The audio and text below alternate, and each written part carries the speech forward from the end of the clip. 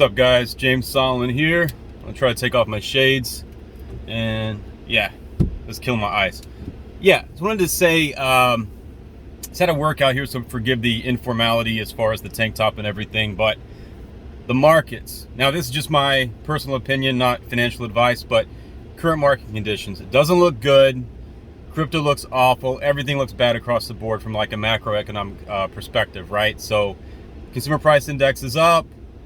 Layoffs are being announced, inflation's through the roof, gasoline's through the roof, everything is gloom and doom, right? But this is actually a good thing in terms of buying opportunities. Again, just my opinion, but be fearful when other people are greedy when others are fearful.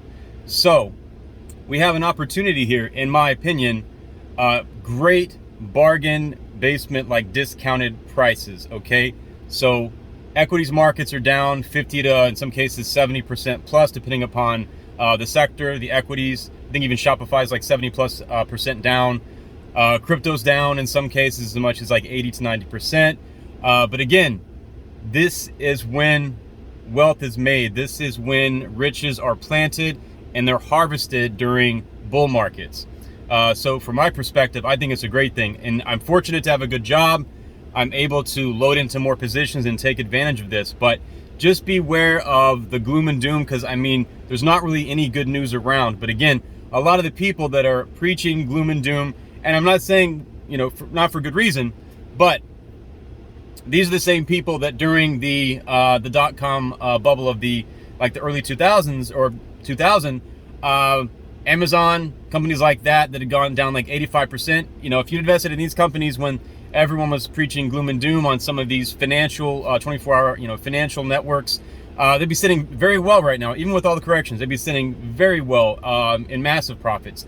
So if you're someone that is basically a supporter or an adopter of like cryptocurrency, for instance, like new technologies, you have an idea, or you know where these markets are going, you know where the technologies are going, even though everything looks bad right now. Not saying it doesn't, but thinking with like a longer term perspective, like a longer term time horizon, or at least, from, in my opinion, and historically speaking, crypto markets have 4-year cycles based on something called a halving event. So you have a 2013 bull cycle correction, 2014 bull cycle correction, 2017 retail hype cycle correction, and then 2020 to 2021, you had another massive bull cycle, and now we have a correction again. So these lulls, these periods that are slow, that are boring, where it seems like it might be disadvantageous to invest, don't think emotionally.